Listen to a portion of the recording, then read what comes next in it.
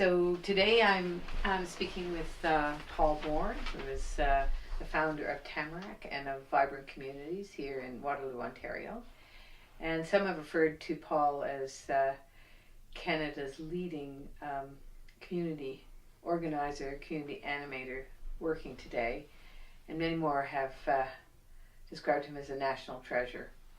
So Paul has spent his life working with communities in order to build community, to find ways to address such insoluble dilemmas as intractable poverty, alienation in communities. And over the course of his work, he has directly addressed reduction of poverty and animating communities. His current work, which Paul's been telling me about recently, is working with First Nations communities and Aboriginal communities across Canada. And so it's a real pleasure to welcome him here to our Social Innovation Series. And so I'm just going to start off by asking Paul to talk a little bit about vibrant communities and about his work in general.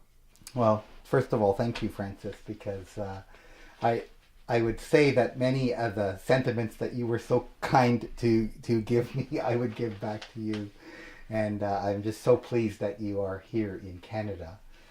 We almost lost you to the States for a little while. And so it's so lovely to have you here and the good work that you're doing with this group. And I've heard nothing but good about what's happening.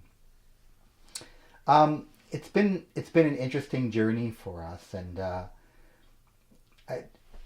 for me, the core and central issue of the work that I've been involved in all my life has really been to try and end poverty in Canada. And I say that very deliberately, that the work is not to make the lives of the poor better. That's not our work, and it's never been my work. I've never actually thought that being better at being poor was actually a very good objective. And so for me, it's always been about how do we get people to be out of poverty. And my first role was really around community economic development. And I sort of thought that might be the way to go. And if we helped people get jobs, then they would be able to get out of poverty. Or if we helped them start small businesses, they would be able to get out of poverty. And then for me, it was really about how do we create the supports that are required so people could get jobs or they could start small businesses and make some money and get out of poverty.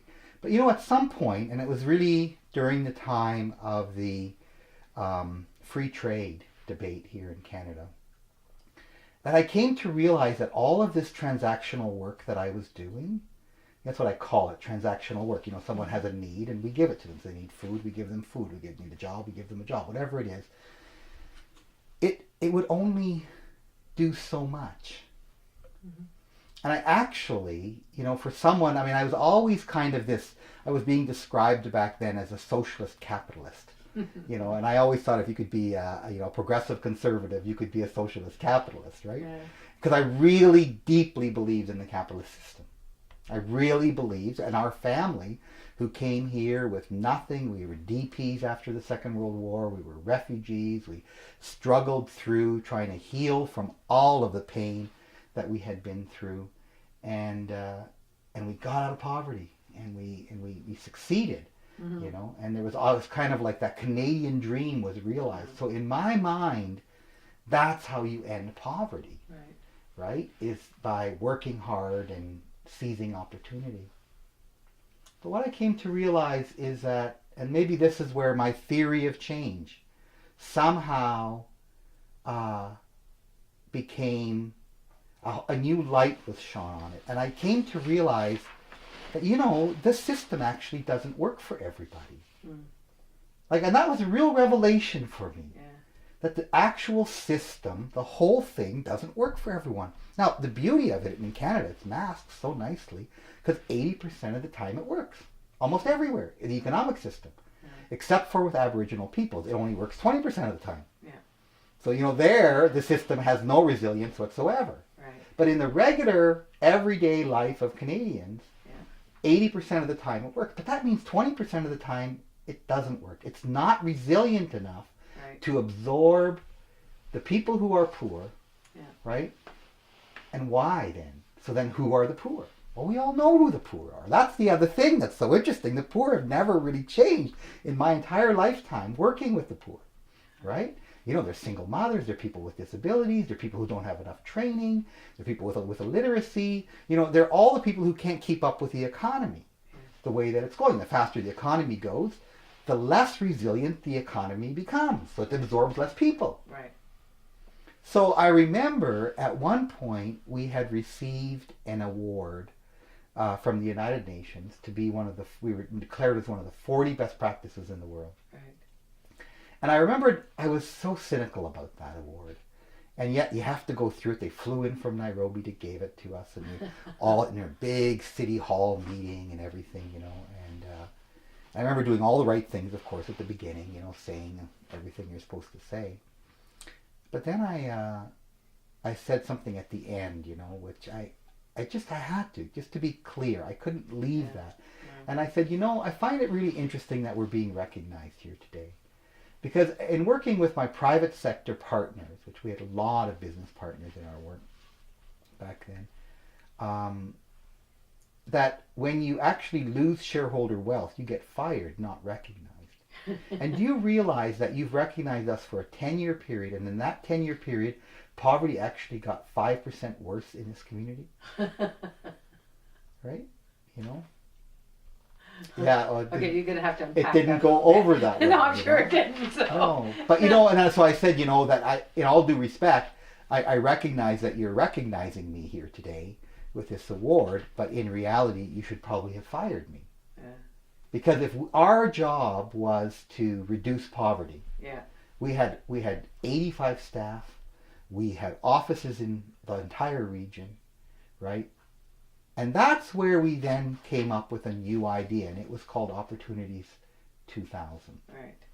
And what we began to, and we had been working already with a group of people, including some people out of London School of Economics, different people from across the country. I was already talking to you back then. Yeah. And we were trying to understand what was the unique contribution that CODA made. Yeah. Back then it was the Community Opportunities Development Association.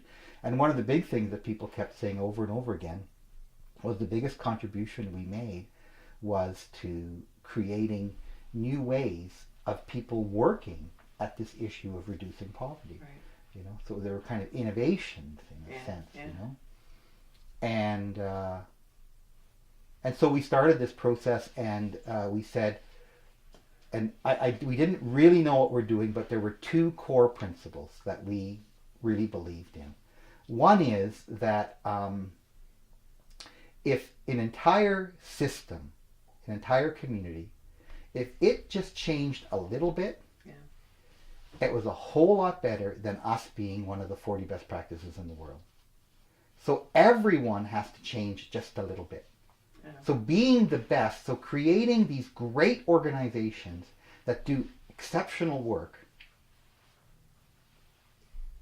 it has an impact and it's good and we need it, but I couldn't see how that changed the resilience of a system. Right. That then began to change how actually a community could get better at something. It helped people, and we got really good. And maybe in a forest, it's like there's this gorgeous tree that keeps flourishing in the midst of everything else.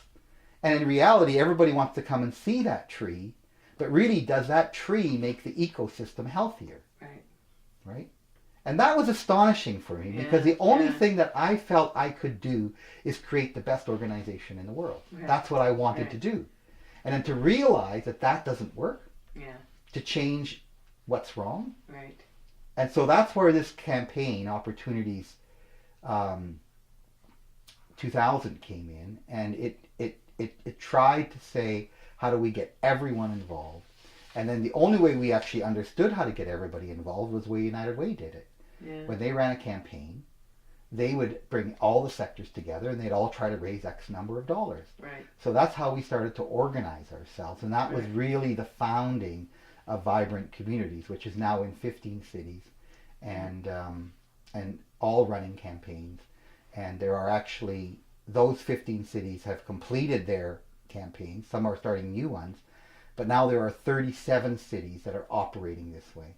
And so the next stage of vibrant communities is to bring all of these cities together.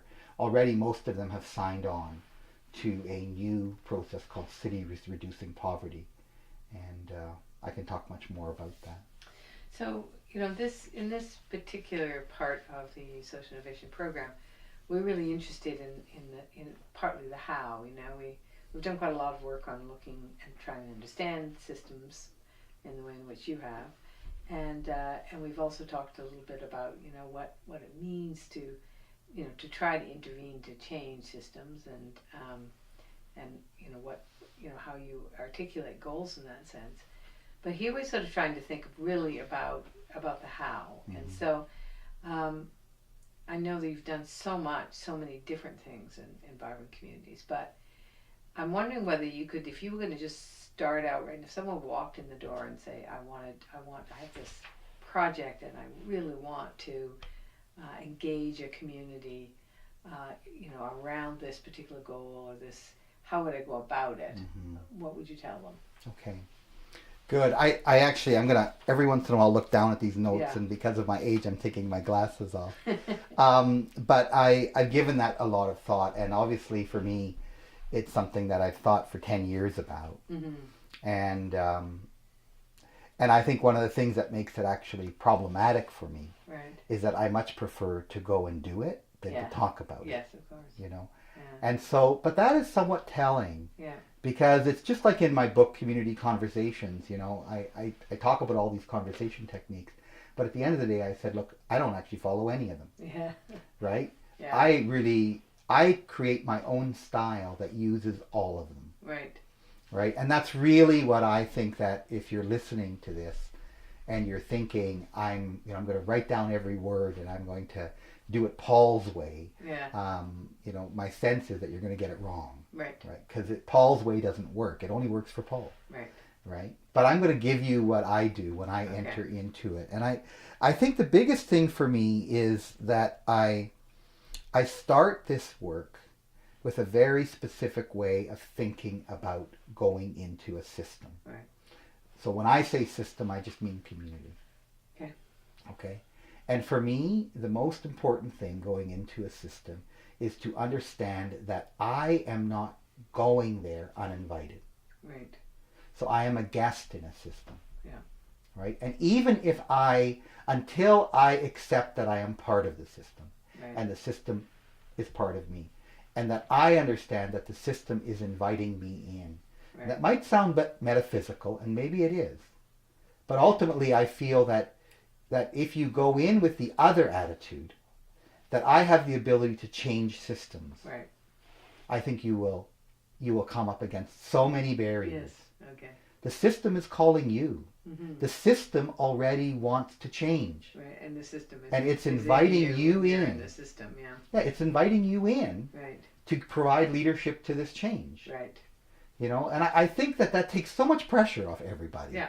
When you go in. So the real thing that you have to do as a leader is to learn to listen to systems. In a sense, find out where that call is. Mm-hmm. If you're not answering a call, you're probably not going to be successful. You can't go in with your idea and expect the system to respond. You have to, in a sense, be engaging a call that's already there. And to recognize that it is already there. Yeah. And I think one of the lenses we so often are taught to come in is that everything, we look for what's broken. Right. So then we actually don't respect the system. We don't respect the community. Yeah. Because all we're doing is saying everything needs to be fixed. I'm coming in here to fix it. The reality is that system is already fixing itself. Right. The other thing is, for me, is to deeply believe that systems are resilient. Mm. So not to believe that they're actually broken. Some are so broken that they can't fix themselves. But, I don't even know if I believe that, because, there's a great story here in Waterloo region of the Grand River, where they were putting so much pollution into it that it was basically dead. There was nothing that could live in it. Yeah. And so what they did is the Grand River Conservation Authority stopped letting everybody dump things in. Right. They couldn't stop everybody, because they couldn't stop the entire economy, because so much was based on that, including all the chemicals that were floating in from farms. And in no time, that's all they did. Yeah. They didn't put new chemicals in. They didn't, Yeah. nothing. They just did that. And the river is now one of the best brown trout fishing rivers in the world. Huh. So to me, that's a beautiful story of a system that healed itself. Yeah. Right? That it's actually much more resilient than we think, and it healed itself in less than 20 years. Right. Which was, I think, another remarkable understanding. Yeah. So I look at communities at the same way. Yeah. That what is broken can be healed, and it's not up to me to heal it. Right. Right? That it is already healing. Mm-hmm. It is, because as soon as it desires healing, it is already healing. And so what our job is very much to look for what are the things that are continually keeping the system, the community, from being healthy. Mm-hmm. What are those things? Mm-hmm. And for us then to try to create pathways that those things start to change, and that there is less stress put on the system, allowing us then to heal itself. So just to cycle back, as you first come into a community, I mean, you're looking for the resilience that is already there in the community, but also for where the will or the intention is to begin this self-healing process. So that, what I often refer to as a call. And so your first step of engagement is to listen very carefully. Mm-hmm. So I suppose... And to come in with that kind of an approach. That's a very different kind of an approach. Yeah. Because you can listen carefully to what is broken only. Yes, okay. Because That's it's right. the lens. Yeah. It's listening in this case is not just about hearing. Right. It's a way of seeing. It's a way of understanding what you're seeing. Right. And it's paying attention particularly to the kind of self-healing properties, right? Exactly. Okay. Yeah. So? Well, then what is remarkable for me is to understand the next step. And this was a surprise to me, and interestingly enough, it was why I wrote a book called Community Conversations, is that the next step for me is to, once you've entered into a system like that, is to create an opportunity to talk. Mm-hmm. So conversation becomes your next really important step and tool in this work. And how do you do that? Well, I think, really the way that we do it is that we start out by bringing together a small team that represents the system desiring change. Mm-hmm. So when it comes to poverty, we'll find some business leaders that care a lot about poverty. Right. We'll find some government leaders. We'll find some voluntary sector leaders. And then we always believe that there are 4 sectors, which is very different about our work. Yeah. And it's somewhat signature because we believe that the people affected most by the issue that you're coming to address is also a sector. Mm-hmm. So we call it people with lived experience. Right. So we try to then bring those 4 sectors into conversation. People with lived experience, business, government, and the voluntary sector. Right. And there you're trying to find those individuals that care about poverty, or those organizations which are, or departments whose job it is to deal with that? Well, we start always with individuals. Mm-hmm. So we're not all that worried about which department or organization they are. Mm-hmm. And matter of fact, in my book, Community Conversations, there's a whole chapter called the Top 100, and it's an exercise that we use all the time. It's basically what it does is it just has you go through and identify if there were 100 people in this community that all bought into a pathway forward, if they all agreed and were doing something about it, things would change. Right. It's just that's your answer. Huh. And then we put up the 4 sheets of paper, business, government, voluntary sector, people with lived experience. And then there might be 15 people in a room that are brainstorming those names. And so first that everybody just sits around and reflects by themselves, actually, on what the names should be based on those 4 sectors. And then everybody has sticky notes. And then we just sort of go around the room and everybody writes down the name and yells it out, and then walks up and puts it up on the chart. So it's a very active thing. Mm-hmm. And eventually you have 100 names up there, And then you can start to see very, very quickly that on that sheet, we've got a lot of government here and almost nobody with lived experience. Anybody got lived experience, someone yells out. Yeah. And then they start moving all their lived experience people up so that you can start to balance out your top 100. And, you know, people always want to be so literal. And I say, it's not top 100. It just means a lot of people. Like, I want you to brainstorm a lot. Right. And if you're in a small community, 50 might be a lot. But if you're in a big city, you might want to look at 400 or 500 names up there. Right. You know, but figure that out. And then we sit back and we just look at it and we say, okay, well, does that represent the system? Does that feel right?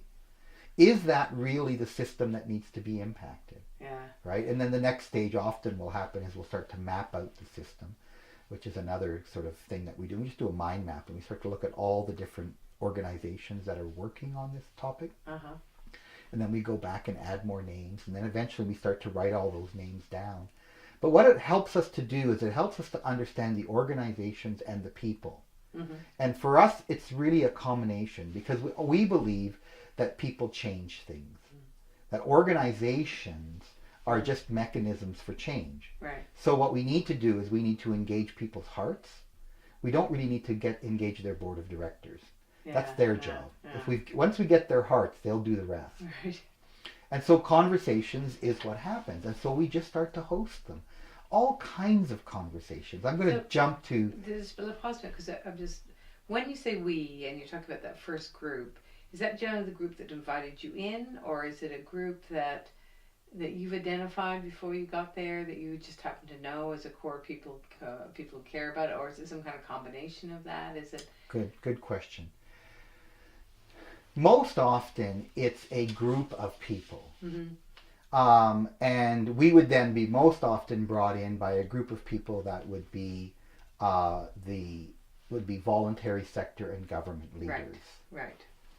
And then we will then try to expand that group very quickly to include some private sector leaders and people with lived experience. Right, and that's partly through those lists. Yeah, and we'll create quickly a steering committee. Right. Okay. And that would then be the we. Okay. Right? Okay. And so it's the steering committee that would generate the lists, and then the conversation is among people who are on the list and members of the steering committee, etc. And exactly. Is there sort of a... And more, because what we're doing is when we have agreed on our top 100, right, what we're trying to do is bring all of those people into engagement. Right. And we're using conversation to do that. And what we really only understand engagement to be, for all the other things that it can be, and I can talk about technically how to do it and all that, because that's what our institute is called, the Institute for Community Engagement. So we know a lot about it, but honestly, it really comes down to one thing, that people are buying. Yeah. You know? And I know this one great, you know, we were at this, it was in St. Catharines, and we were around this table, and everybody was having a great conversation. And it was actually the steering team that now had grown to about 24 people. Right. And it was struggling, the whole organization. And I remember at one point, a gentleman from the YMCA, he was the executive director, he all of a sudden stops. It's just like there's a light bulb went on in his head. And he stopped and he said, I finally get it. And everybody stops and looks at him and he said, I'm going to give you $10,000 in a half-time position. And he looked to the person beside him and said, you? And we went around that room. We raised over $300,000 and 4 positions, right? And so what happened was that's what we call buy-in, right? When suddenly all of the people there recognize they have something to contribute, and they're going to give it. Yeah. They're going to give it to the whole, rather than just keeping it for themselves, right? And sort of like they're engaged in the issue, but they're not engaged in the way that people are going to work together. And that's really the key here for us, is that, when we say that we're entering in, the philosophy behind all this is that together, right, we can change. Right. We can heal the system. We can heal this. Mm-hmm. And we can work, and if we work together, we're going to come up with ideas that are going to make this system more resilient. Yeah. Because that's really all it is. It's a lack of resilience in the system. Right. And all we're doing is giving it a fighting chance to become more resilient. Right. And if we all give something to that, it doesn't really take that long. Yeah. Right? And we start seeing progress. Like in Hamilton, just to give us hope early on in this conversation, You know, in Hamilton, it didn't take them very long, and it took them less than a couple of years to change the whole system to the point where they had to close a homeless shelter. Really? Because they didn't have enough people to go to it. Huh.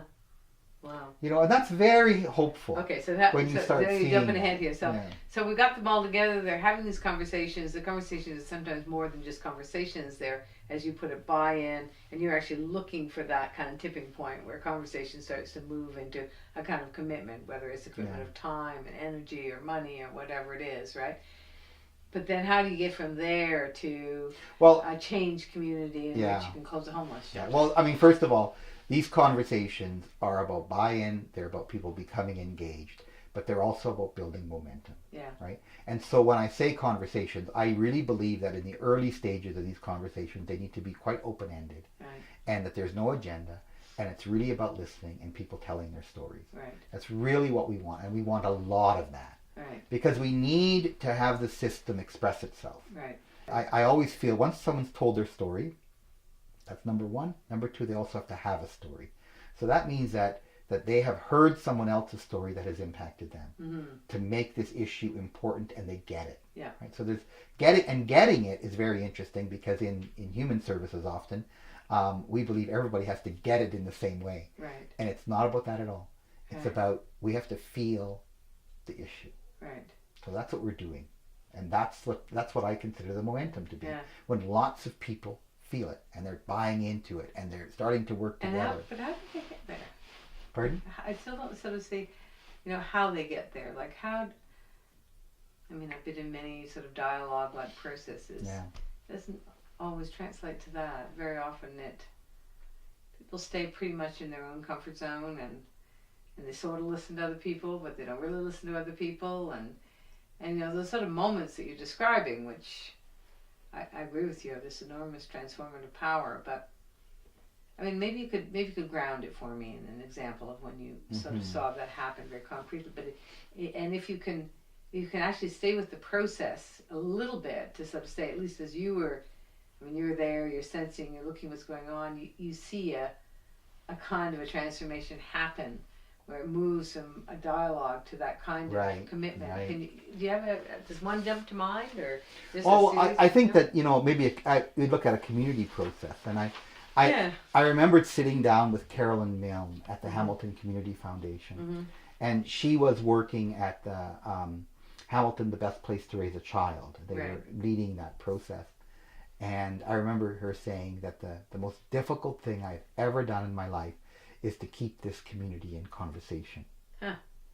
And I said, wow. I said, isn't that telling? And she said, everybody wants to start jumping and doing things. Right. And they feel that they've got the answer. Huh. And she said, the most important thing that we have to do at the beginning is to move from knowing to unknowing. Mm-hmm. And that was also the wisdom that I had about the work, that we have to move from knowing to unknowing. And David Pico talked about that all the time at the Toronto City Summit Alliance. And that really just comes from people starting to, I think that comes mainly from people hearing stories and realizing that this is not as simple as they thought it would be, and that they're questioning their theory of change, really. Mm-hmm. And there, I keep a system in conversation until we feel it. And I know that just sort of seems, but it never happens in less than 18 months. I've never seen it. So conversations for 18 months. For 18 months. Now you can see why it's the hardest thing you've ever done. It's like a big marathon. Yeah, it is. Right? And people say, we don't have time for this. How can we enter into that kind of a process and change? And I said, so just let me get this right. You're working your butt off. You're part of the system, right? And things are getting worse. So you're telling me that you want to do more of what you're currently doing? You're telling me that's the answer. Yeah. Right? You don't have time to do something different. Because you're busy doing. Because you're so busy doing, well, it's not even dysfunctional. It's just that what you're doing isn't working. Yeah. Right? Yeah. And it might be working for individual people, but at the end of the day, things are getting worse. Or they're just stagnating. And so you're telling me you don't have time to work on something different, because what you're currently doing is doing what? Yeah. Right? And if you do more of that, so now if you work harder, now what? You think you're going to get better results? And I've never had a Cree community say that. Yeah, interesting. So the first thing is that you got to know that if you're going to enter into this systems change work, right. like I don't know. I mean, I still think that I would love it because this is my personality. It really is. Yeah. I'd love to be the guy on a white horse coming in and saying, "Yahoo! Let's change this sucker, right?" Yeah. And I'm a great social entrepreneur. I can do this. I got all the skills in the world. You can do that. You can create all kinds of noise, but I've never seen that make a difference. That at the end of the day, it takes a long time of people talking to each other and lots of people having a story and the momentum being built around the issue. And yes, it takes skilled people to keep those conversations going. And I want to talk about that skill because the skilled people, because dysfunctionality is partly the way we talk to each other, and so you can't just put a group of people in the room and hope that by repeating the same old ways that they've talked to each other that something new will happen, right? So someone is helping, and I know it's often you or people who are in your team. And so what do you do to move to change the nature of that kind of communication? I'm going to move out of poverty and I'm going to move into the Aboriginal because it's a much easier example because it's such a fractious issue. So we're working in the province of Alberta. We're working at creating dialogues around the issue of Aboriginal children in care. Right. 67% of all children in care are Aboriginal, and they represent 9% of the population. Yeah. We know that 85% of children that are Aboriginal in the juvenile system have gone through the care system. We know that almost all the people, not quite all, I mean, it's almost like 90% of the people who are in prison that are Aboriginal, which are over 70% of the people in prison in Alberta, all came through the care system. Yeah, so it is, like when we talk broken, it's to the point that everyone's exasperated. And it's in a sense we're at a beautiful place because everyone is. Aboriginal communities are feeling this way, the government's feeling this way, everyone working in the system is feeling this way. Yeah. So the first question we have to do is let's bring everybody together and let's have a conversation. Yeah. Right? And so the work that we do, first of all, there's a 7-member team. The first piece of work is to spend an enormous amount of time identifying who comes to the conversation. Right? The second part is what are the questions? Right? And so the first question that we ask in this one, which is what makes it so different. So I always say, first of all, to be figured the questions, you say, you we want to get the right people. I'm going to go back to that. Okay, go back to that. Okay, so this is really important because I said if you're an exceptional facilitator, and I mean way better than me, and I've done thousands, right? That go ahead and run a single sector conversation, right? Because you got to be really, really good. I can do them if the issue isn't too fractious, and if I have an awful lot of credibility with the group, right? But you try to go in and have a voluntary sector conversation, or a government conversation, or just a business group conversation, it's always going to go off the rails. Yeah. And primarily because everyone assumes we're business or we're government. We all think the same. We all have at least common principles. And so we don't question any of that. Yeah. Right? Then what we do is we're actually now looking at trying to win. Because the way it is that you actually are trying to bring solutions to a problem, and everyone enters that room thinking they've got the solution. Yeah. Right? So we immediately are set up to fail. But when you have a multi-sector conversation, right, you don't actually even need that much training. You just got to get out of the way, right? So you get people with lived experience in the room, which is so important. In these Aboriginal dialogues, I make sure that's 50% of the group, or 51, right? And I want children who've been in care. I want mothers who've lost their children to care. And I want mothers who have accepted children out of care. I want government leaders, not because they can contribute that much, right? Because really what they have to do is listen. Yeah.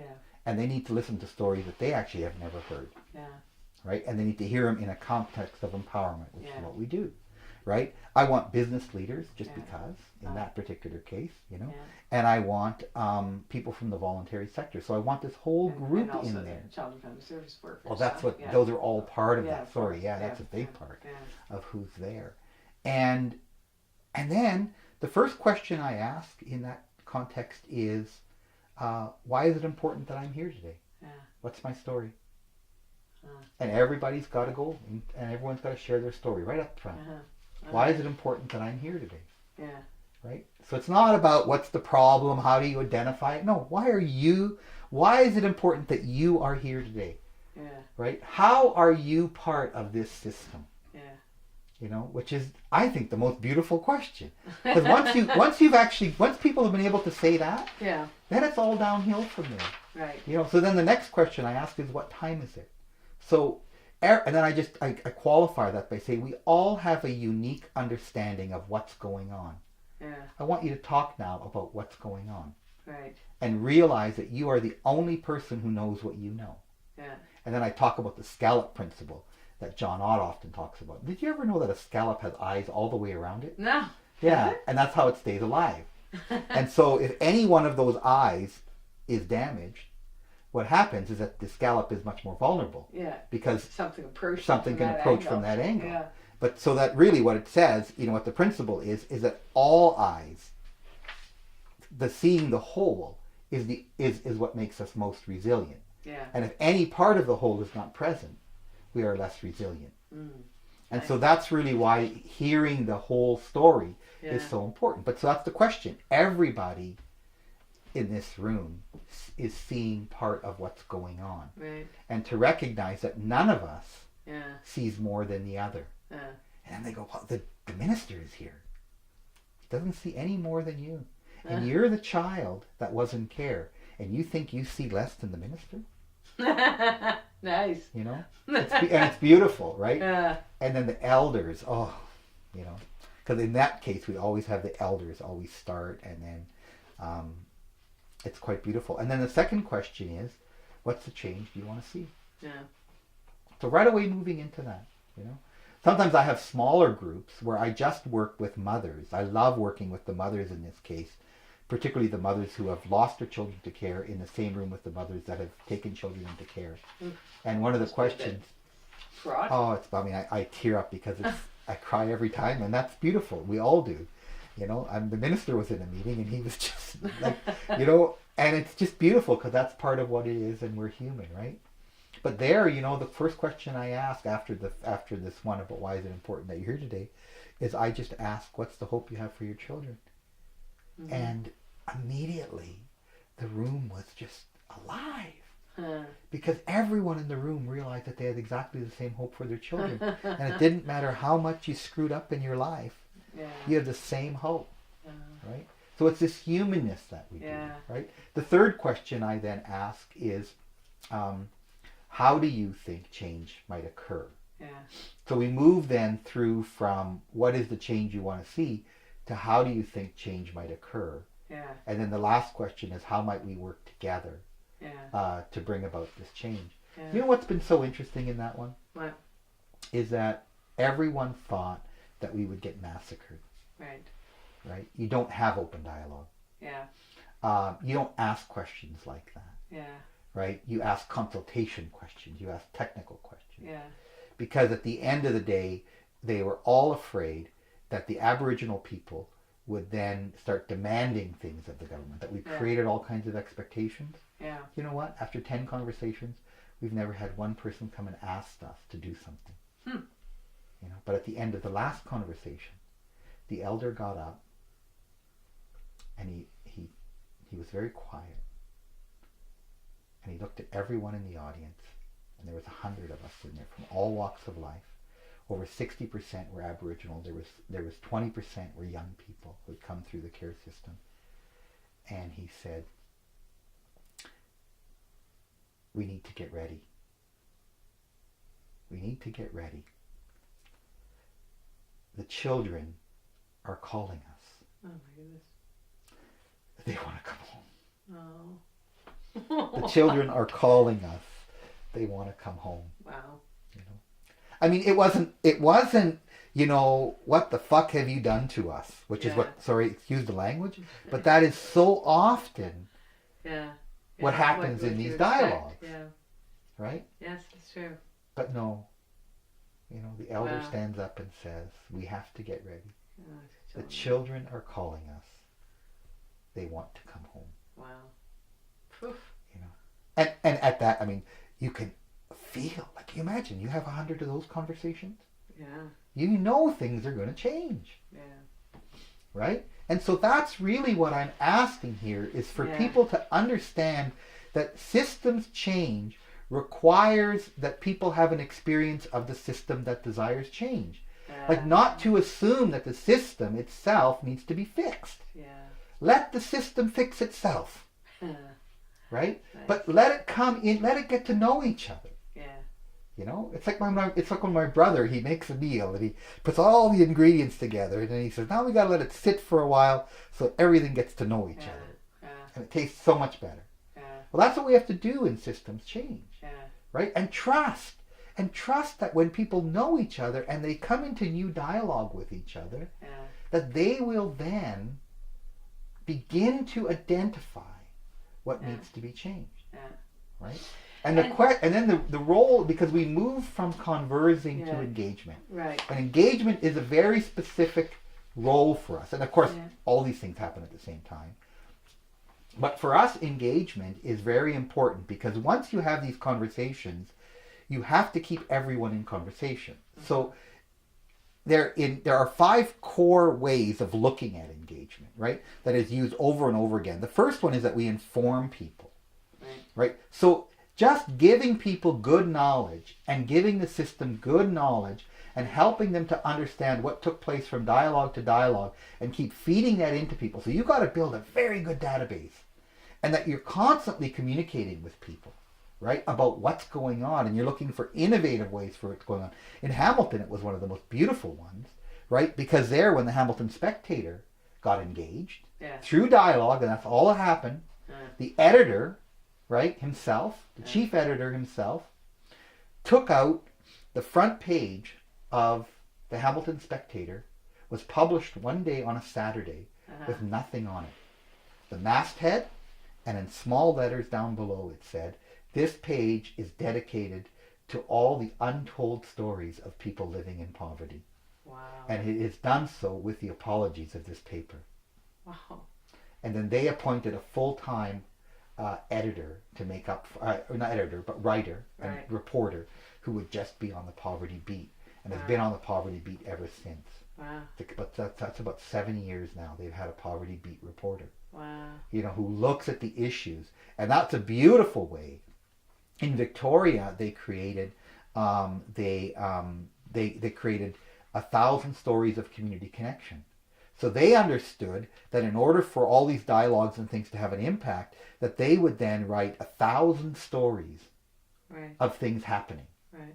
So they would write 1,000 of these stories up, and had them up on their website. And then they got the television did a monthly documentary eventually. The paper published a weekly story, and then daily they had a new story come up on the, like on the Rogers cable station. When they have these little news flashes come up, they would have a daily news flash of a different story coming up during the campaign. Yeah, so all 1,000 of these stories got some airtime, and then there you could go on the website to read more. But so we need to do that. Like once we get people into play, we've got to keep them informed. The second level is we have to consult, right? So that's another form of community engagement. So part of conversation is that we consult by listening. We're hearing, we're understanding. Sometimes we have to consult specifically about things that we're hearing, right? The third level of this type of engagement is to involve. So how do we get people involved now in different things? And so you're saying, so for 18 months we just have conversation? No, of course not. As the conversation is unfolding, ideas emerge. So what are we going to do? We're going to wait till the conversation's over to start implementing ideas? Now that's just so stupid. It makes I just kind of think that strategic planning is just, once I start thinking about it, it's literally the stupidest thing that we've ever brought into any organizational system. Because somehow we think that we have to plan something out, and then once we've all agreed on the plan, now we go and implement it. And Henry Mintzberger talked about this, right? Yeah. And he talked very much about the fact that strategic planning is about creating an environment of strategic thinking. Yeah. So in that case, you come up with a good idea. Why are you going to wait for the plan to be done? Right. Go and start working on it, right? Yeah. And in terms of systems change, when people become motivated, they move it in their own hearts, then they go back to their desk and nothing makes sense anymore. Mm-hmm. The old way doesn't make sense anymore, right? So in Hamilton, by the time they launched their community plan, they'd already redirected over $5 million of poverty money. They'd already affected over 3,000 families in poverty, right? All by the time they got to their plan. And they didn't do it through any central direction. What happened is people became inspired, went and did something, and then shared the story of what they did, right? Because the system, as soon as it becomes engaged, starts to heal itself. Yeah. And that's part of what one has to trust. But if you want to control it from the center, right? Now there comes a point after 18 months, because I believe there's something we're moving toward, right? Then there are two other forms of engagement, which are collaborative engagement, and then there is leadership engagement. I can talk about those later on, but just to know that we're already talking about that. Because as soon as we move this through a process where people start working together, there's really two options of implementation. And I'll talk about that in a moment when we go into collaboration.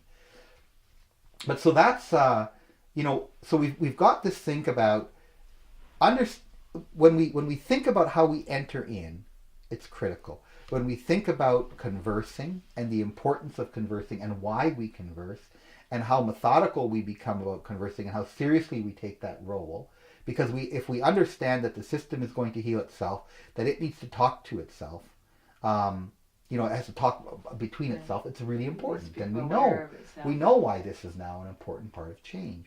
And we know that we have to get people engaged, right? And we need to use engagement principles and engagement tools to get the system to be in communication and to begin planning. And so we move now toward things. So in the Aboriginal strategy, we're going to hold many, many conversations, and then it's going to lead to several summits. Yeah. So what we're brainstorming right now, there will be a summit between elders and youth. So elders and the youth that have been in the care system. So we believe that that's really, really important. We've identified our top 100, and what we agree is that these top 100, all of them will be at one of our 3 or 4 summits, because they're all going. So we only can hold the summits once we feel that we have engagement. So you see where I'm going with this? Yeah. We hold conversations until we know we have engagement. Yeah. We've been tracking all the people who've come to the conversations. We've tracked our top 100. We've got, most of them have been inside of conversations. We know that they're engaged. We're following them. Right? We've got all kinds of good communication going on. And now we end up here at these summits in this particular one. And what we do is we would have maybe 60% elders and youth together. So that would take up 60%. And the other 40% would be other key change agents of the system. And they would be in that summit together. Mm-hmm. And they would have a dialogue. Mm-hmm. Right? And it would last for several days. And they would start coming up with recommendations about what needs to change. What are the macro things? And so these are now strategic directions that we want them to come up with. Right. And then we'll have another one for mothers. Right. And again, those change agents will be in there. Right. And then there will be another. But and out of that, examples of change agents. Well, it might be the minister, the deputy minister. So you have people who have power positions who therefore can make... Chiefs. The people who can make decisions, and those decisions will be carried out. From the 4 sectors. Right. And that's our top 100. It's the same group of people now that we've been trying to influence. But if those people won't come to the table? Well, then we don't have engagement yet. Okay. This is another reason we're doing engagement. And that goes back to what you said originally about, in a sense, you can't go in and change the system. So if you're getting real resistance from ultimately decision makers, and such resistance that they won't participate, you don't have a system that's ready to move. Yeah, okay. Okay. And you know what's happening is, so it's so interesting, is that already in here, all that we've had in just 10 dialogues, we've had a lot of resistors now come forward and ask if they can have a dialogue too. Huh. right? And part of what we're doing in the engagement process is that we go in and we ask them. So if we were to hold a dialogue, right, what questions would you ask? Okay. Will you come to the dialogue and hear the answer? Okay. And that's almost irresistible. That you're going to hold a conversation with lots of people, and you're answering this person's questions, right? And you're doing it in the right way. That there are unique answers, you know. Yeah. So now what happens is that during these summits, all that you're doing is creating strategic thrusts or strategic ideas, and then there's a steering team. What do you do if anger does burst out?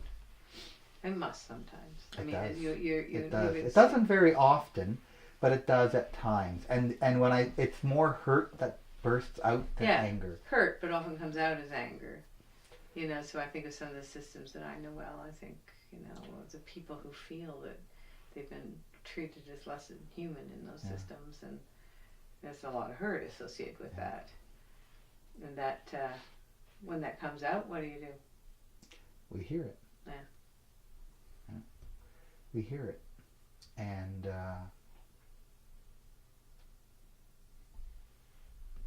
we feel it,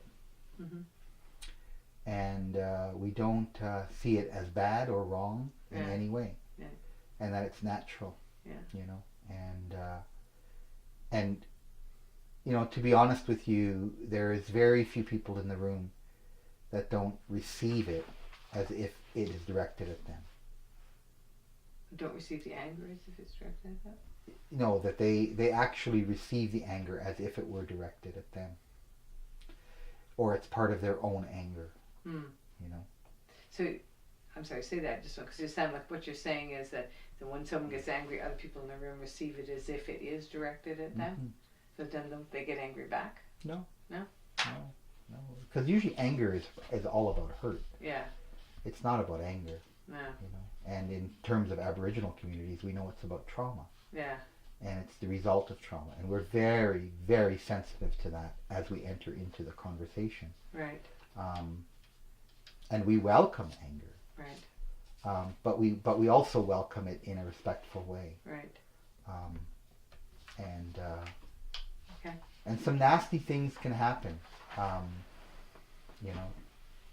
Really? You know, yeah. And so I won't tell the stories here, but you know, there's a lot of hurtful things that get said, and you recognize that.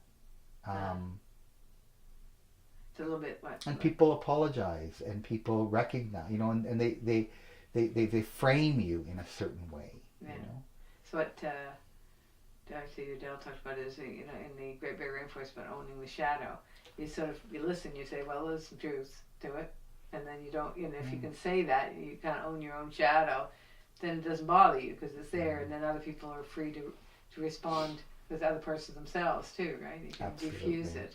Well, and you know, I was taught by Joe Schaefer about listening a lot, and you know, for me, listening isn't just hearing what's happening and being able to sort of, you know, this kind of reflective listening where you say something and then I hear it and then I'm able to reflect it back, right, to you so that you feel heard, right? Well, I just get pissed at people that do stuff like that to me, right? I mean, what really hearing is about is that I'm actually taking an interest in what you're saying. Yeah. And if I get a sense that you're not interested in what I'm saying, doesn't matter how many techniques I'm using. and if my mind is wandering and it's going at 1,000,000 miles an hour, I mean that, you know, and so, you know, Joe used to hold up this glass of water. And he'd say, what is this? And we'd say, it's a glass of water. And he said, no, it's a chalice from the gods. And should you drink from it, I would have to kill you. Right? And then we would laugh, right? And then he would say, now he said, now just think about this for a moment. If you were in the jungles of Borneo and you just came across a people that have had very little access to the Western world, right? And they told you this, wouldn't you be curious? Like, wouldn't the anthropologist in you kick in? Yeah. And you go like, wow, that's a chalice from the gods, and they believe that. Why would they believe that? Yeah. That is so interesting. Yeah. You know? And so I always remember that because it's such an easy way to remember that if you're telling me your story, that can I suspend for a while? Yeah. You know? what I know. Your filters, yeah. Yeah, because exactly. I mean, I can start going into mental models and Yeah. that kind of thing, but it's all about how we perceive, Yeah. right? And so when people get angry, and I talk a little bit about this in dialogue with groups, is just to try for a while suspend what we know, just for a while, and I treat said, all comments as something that are deeply interesting as opposed to threatening or be curious about what's happening, right? Yeah. And feel what's happening. Yeah. Don't just think that, and then, That's lovely. Yeah, it's harder to do that. I know, so it's hard, but something to shoot for it. So you, according to what I've got here, you're about to move on to collaborating. So you created this context when it works of an extraordinary level of engagement. I mean, real engagement that's emotional and mental, spiritual, actual.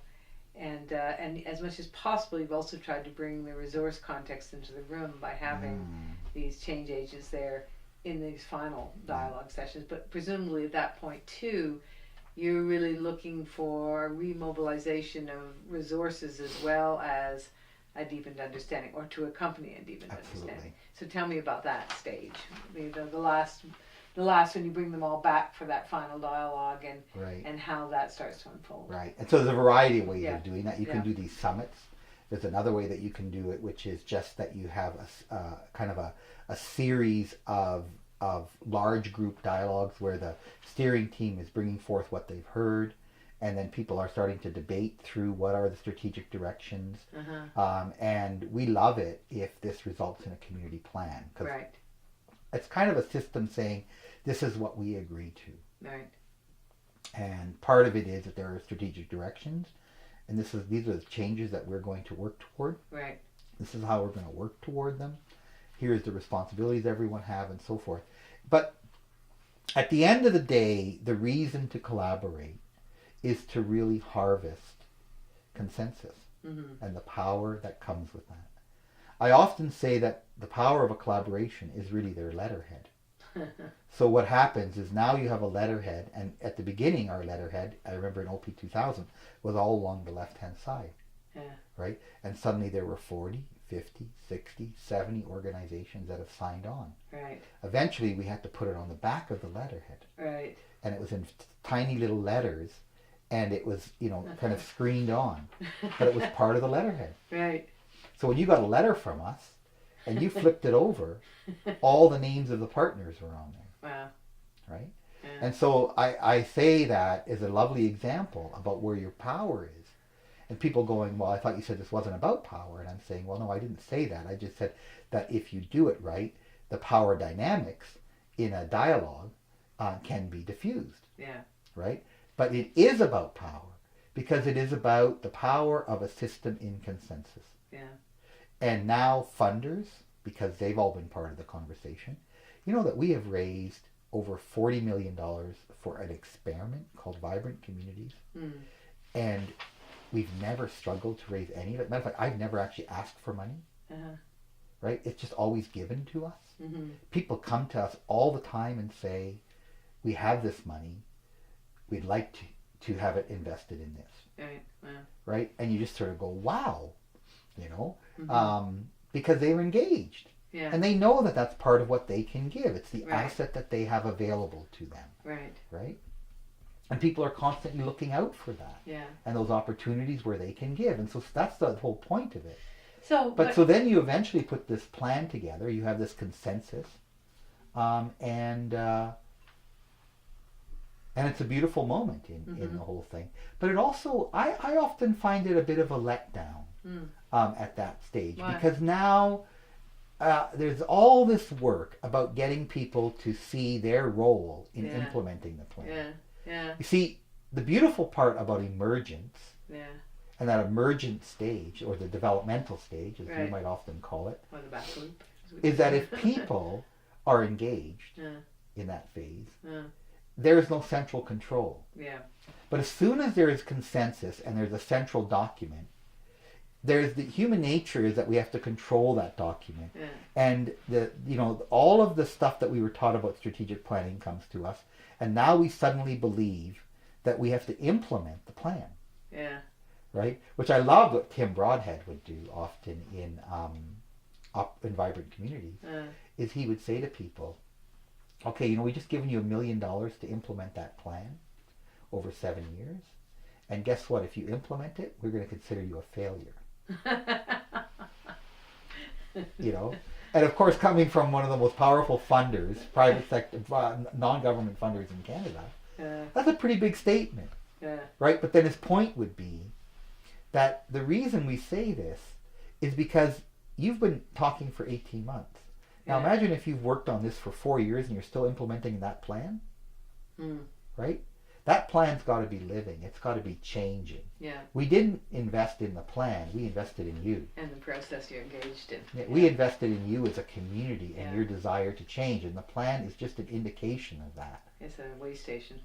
Which is, I think, where governments get it so wrong. Yeah. That even before the community gets into conversation, they have to agree on what they're going. Someone has to tell them what everyone's going to do, and then they hold them accountable over 3 or 4 year period to implement it. It's so stupid because nobody's bought into it except for a small group of people who put the proposal in.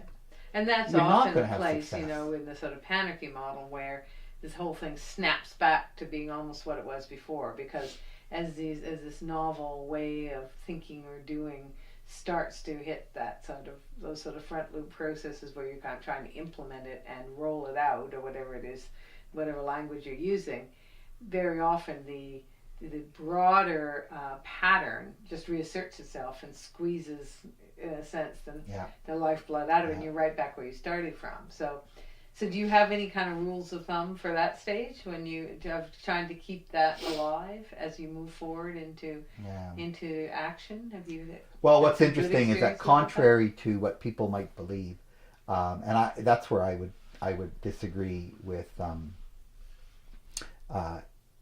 Carolyn at the Hamilton Community Foundation, because I would say the hardest stage for me is that stage. Yes.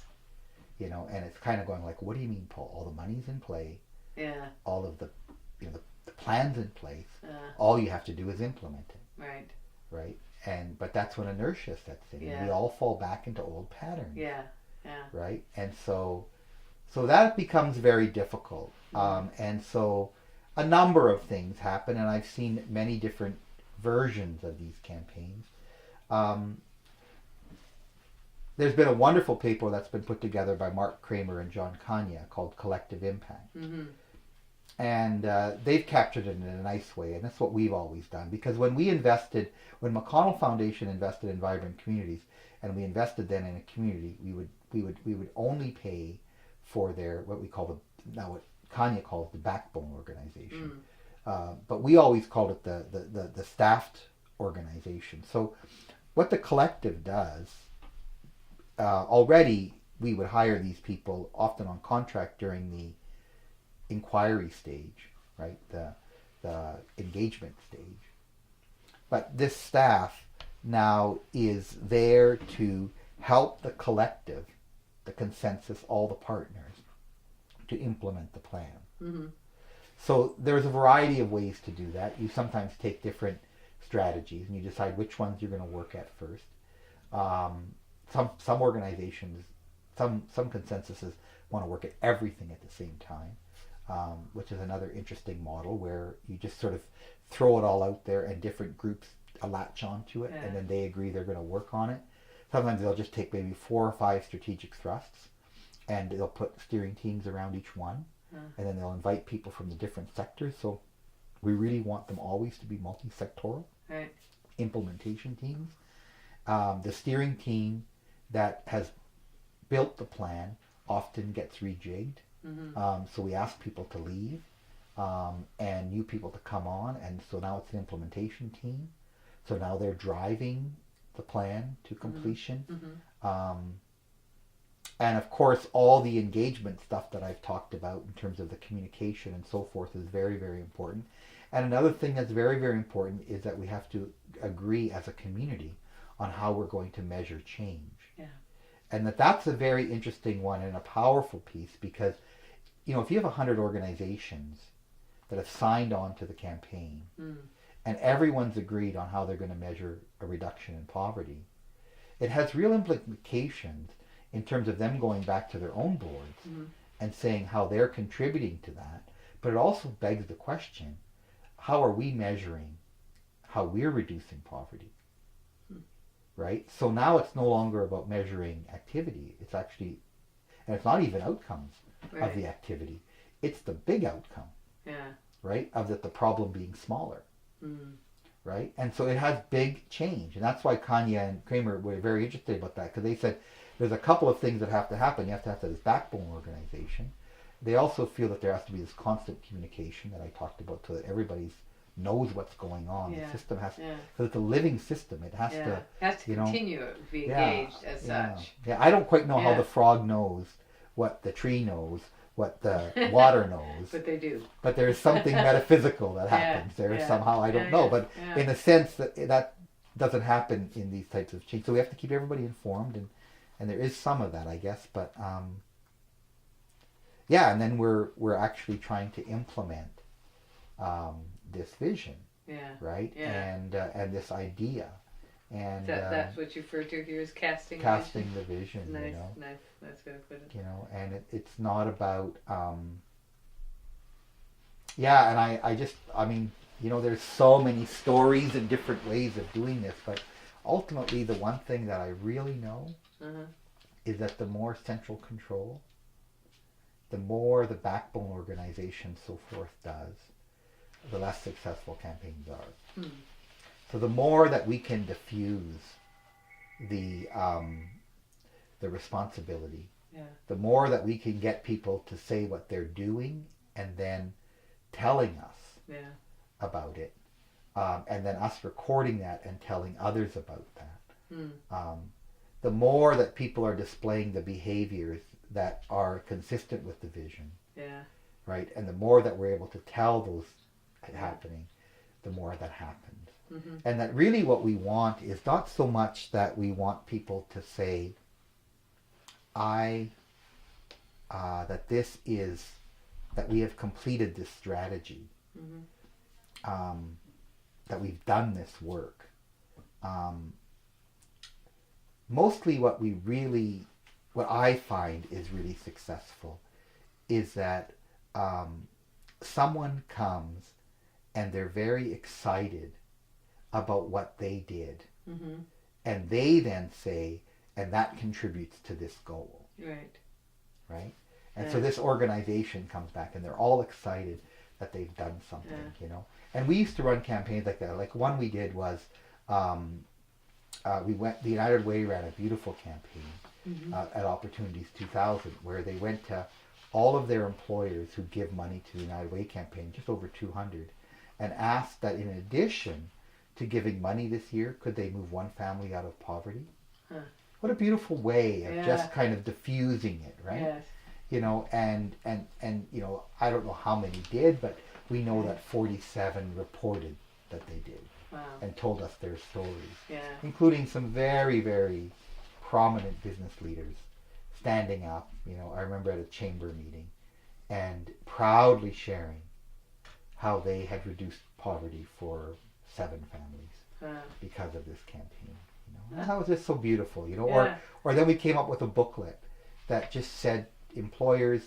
So we featured 20 employers who had changed their HR policies that were more poverty friendly. And then we showed them as best practices, and we distributed 2,000 of those booklets to all the employers in town. And how many emails we got back about saying, I didn't know it was that easy. I didn't know that contributed to that. And all these little changes that people did, just because they now understood that,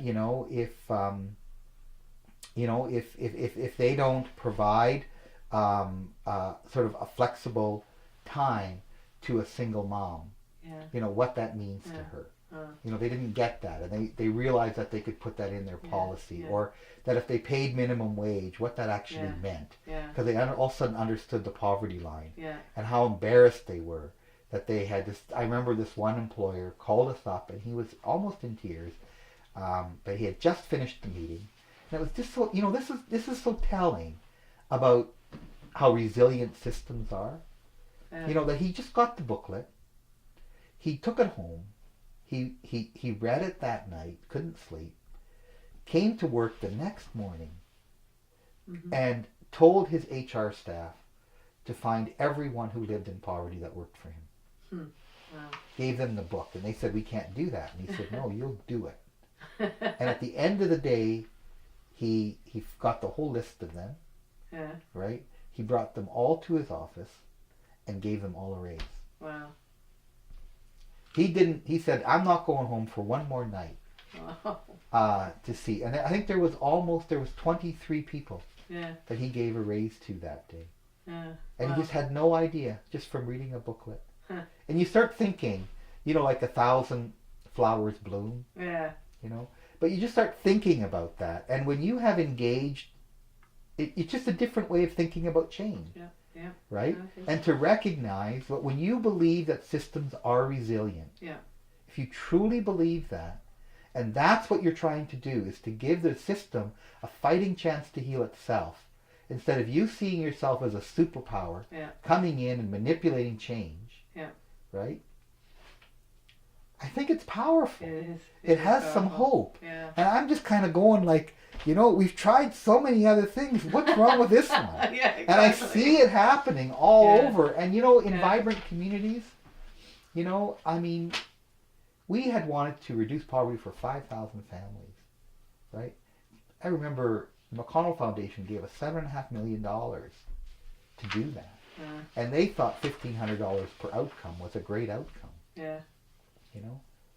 But just by following this, we have tracked over 202,000 families Yeah. in the same period are now less poor, right? And they're less poor almost 500,000 times. So we tracked 500,000 outcomes Wow. that have affected 202,000 families. Wow. There was 267 what we call social community innovations. 267 community innovations. That means these are projects Right. that groups of people came up with and implemented and reported on and documented the outcomes of, right? And we have those all on these big spreadsheets. And then we have the 5 different ways, because we use the sustainable livelihoods method. So we have 5 ways of tracking a better life. Right. And they then give us those outcomes, Yeah. right? So we have these huge, it goes like 50 pages of these. And then we record all the outcomes, right? And it's beautiful to watch. Yeah. Because you start to see, you start thinking about social innovation, Yeah. right? And you start thinking about social innovation as actually resilient systems healing themselves, Yeah. It's a nice image. right? Rather than social entrepreneurs who somehow have been given a special gift by God Yeah. to go in and make everything right, Yeah. And I almost laugh at that now Yeah. because I've so often been seen that way. Yeah. And just in the way that you described me at the Yeah. beginning, it's humorous, right? Yeah. Yeah. Because ultimately, all I do is I listen to the call Yeah.